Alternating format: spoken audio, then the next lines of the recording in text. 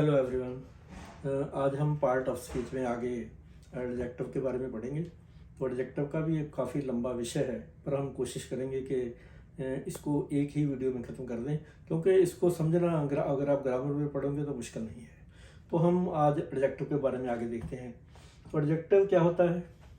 तो एडजेक्टिव हिंदी में जिसको हम विशेषण कहते हैं, तो विशेषण की क्या परिभाषा पढ़ते थे हम, जो संज्ञा या सर्वनाम की विशेषता प्रकट करे। तो इस तरह जो एडजेक्टिव है वो नाउन या प्रनाउन की क्वालिटी, विशेषता, उसके बारे में कुछ बोलता है। तो adjective is a word that qualifies a noun, pronoun, adds meaning, some meaning to the noun और प्रनाउन। तो ये वाले होते हैं जैसे गुड बॉय, लॉन्ग मैन, ठीक है, ऐसे कुछ भी। जो ब्लैक बोर्ड, तो बोर्ड के आगे ब्लैक लग गया तो उसका एडजेक्टिव बन जाता है। तो इसकी फिर काइंड्स आ जाती हैं। तो पहली है हमारी एडजेक्टिव ऑफ क्वालिटी। तो क्वालिटी होती है किसी भी नाउन या प्रोनाउन की साधारण क्वालिटी, जैसे पुअर मैन, ठीक है, गुड बॉय,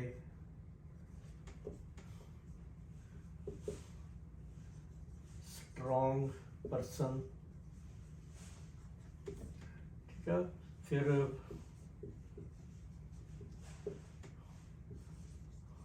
पावरफुल एनिमल। तो ये सारे सिंपल उसके एडजेक्टिव हैं। तो ये कोई ज़्यादा मुश्किल नहीं है। तो उसका आगे नंबर आ जाता है एडजेक्टिव ऑफ क्वांटिटी। क्वांटिटी का मतलब वो होता है कि जो काउंट नहीं की जा सकती, जिसको हम गिन नहीं सकते। जैसे हम वाटर हैं तो क्या बोलेंगे? There was some water in the jug. और क्या वो लिख सकते हैं? I don't have any money.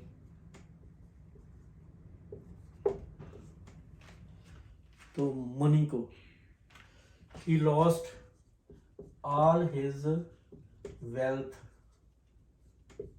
तो वेल्थ को नहीं काउंट किया जा सकता, तो जो ऑल है उसका क्वांटिटी का प्रोनाउन है। परंतु यही वर्ड अगर किसी गिनने वाली चीज के आगे लग जाएंगे तो फिर वो क्वांटिटी नहीं रह जाएगी, ठीक है। अगर ऐसे सम वाटर की बजाय हम ऐसे लिख देते सम बॉयज, तो बॉयज गिने जा सकने वाले हैं, तो फिर वो क्वांटिटी नहीं, फिर वो एडजेक्टिव ऑफ नंबर बन जाएंगे। तो इन बातों का आपको ध्यान रखना पड़ेगा। तो तीसरा आ जाता है एडजेक्टिव ऑफ नंबर्स। नंबर्स मतलब जिसको हम गिन सकते हैं, जैसे 2 books, 3 books, 4 boys.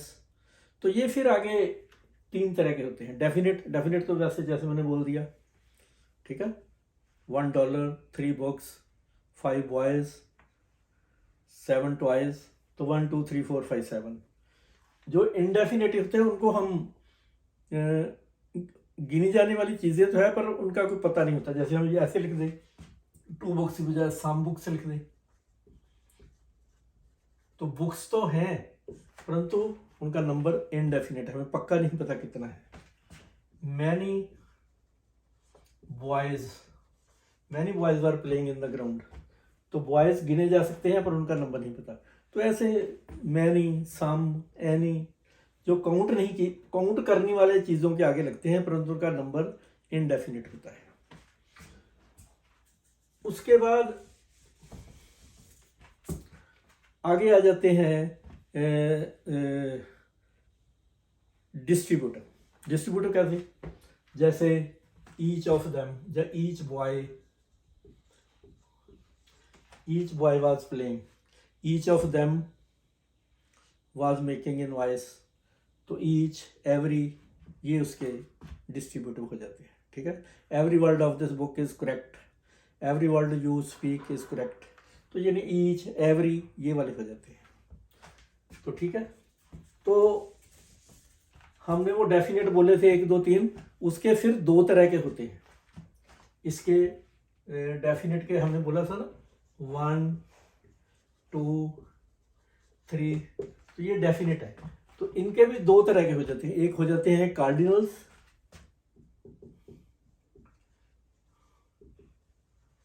Cardinal mean वैसे 1 2 1 3 6 सिंपल। उसके बाद हो जाते हैं दूसरे ऑर्डिनल्स।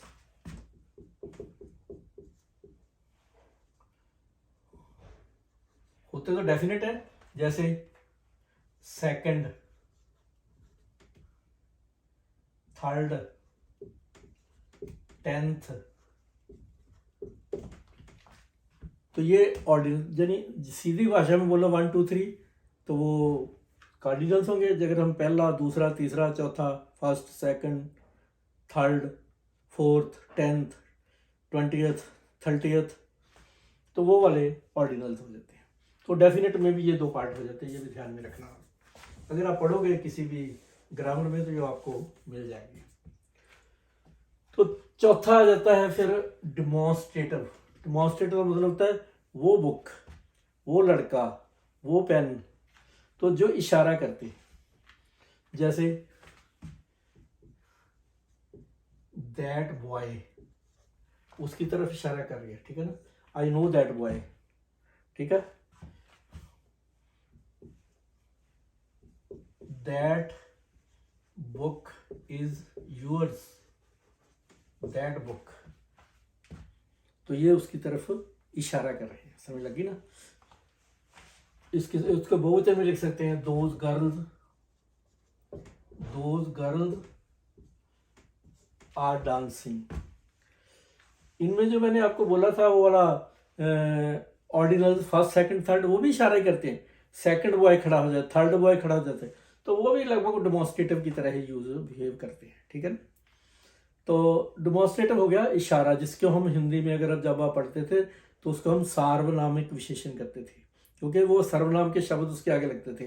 वह लड़का, ये कुर्सी, तो वह ये, तो सर्वनाम की तरह थे, पर ये किसी चीज के आगे लगते हैं। वह मेरा भाई है तो सर्वनाम है। अगर हम ये बोलेंगे कि वह लड़का मेरा भाई है तो डिमॉन्स्ट्रेटिव एडजेक्टिव बन जाएगा, ठीक है। इससे आगे हम देखते हैं ये वाला इंटरोगेटिव एडजेक्टिव। तो इंटरोगेटिव क्या होता है, ये प्रश्न पूछता है, जैसे हुज बुक इज दिस, तो ये हुज बुक, ठीक है। इसी तरह व्हाट हो सकता है, व्हाट टाइम इज इट, ये हो गया। विच हो सकता है,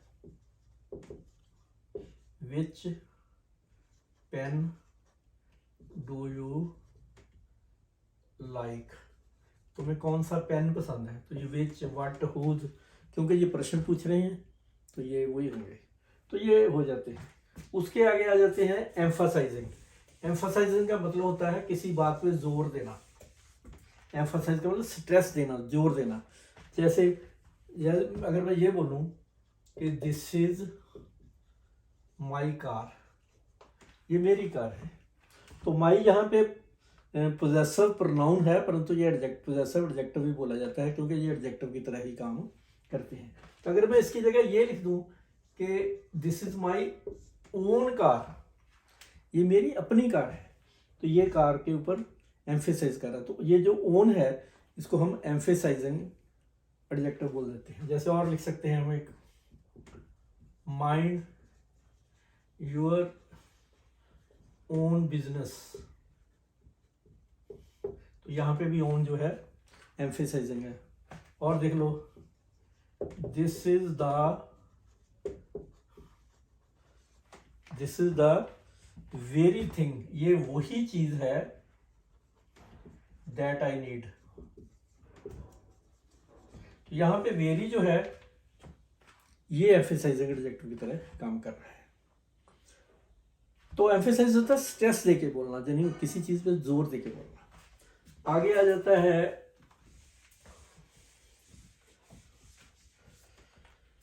एक्सक्लेमेटरी। एक्सक्लेमेटरी मतलब जैसे किसी के आगे लग जाता, जैसे what an idea, what an idea, क्या ख्याल है। तो ये वाला जो व्हाट है आइडिया के बारे में बोला, what an idea, what A life, ठीक है। ऐसे आप व्हाट ए, और क्या लिख सकते हैं ऐसे, what a piece of art, piece of art, तो उसके आगे व्हाट लग गया। तो ये एक्सक्लेमेटरी जो बनाया जाता है।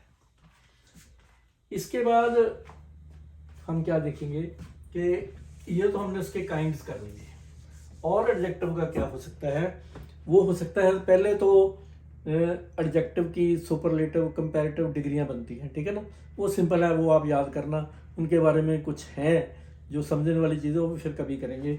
जैसे हम गुड की डिग्री डिग्रीज बनती हैं, इनकी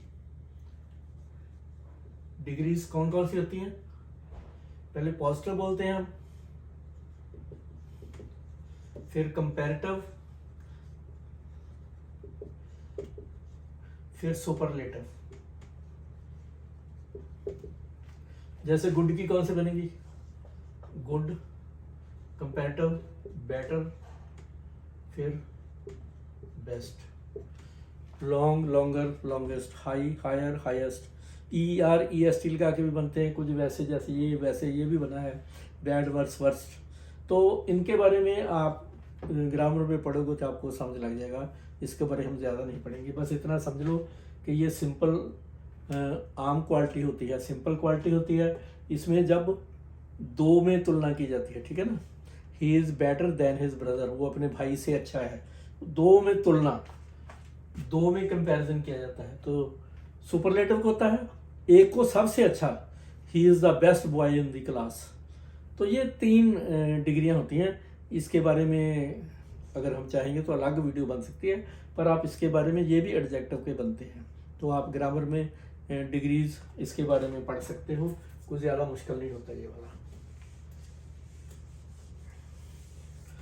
दूसरा होता है पोजीशन ऑफ एडजेक्टिव भी होती है, ये भी समझने वाली चीज है। पोजीशन ऑफ एडजेक्टिव मैं 2 तरह के लिखता हूं, he is a good boy, दूसरे में लिखता हूं ही इज गुड।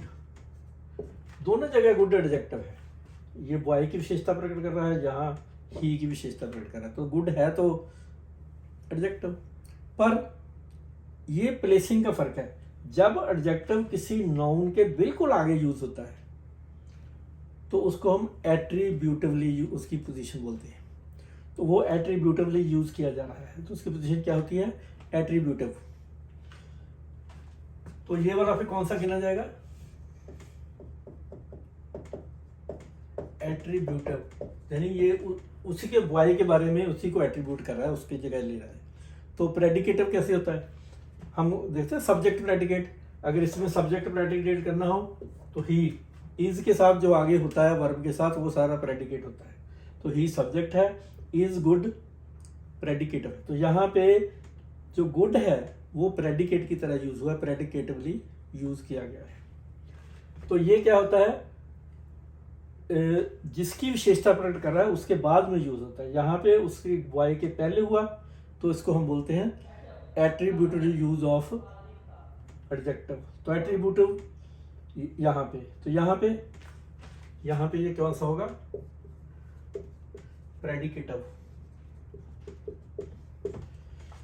तो प्रेडिकेटिवली भी यूज होता है, एट्रीब्यूटिवली और प्रेडिकेटिवली।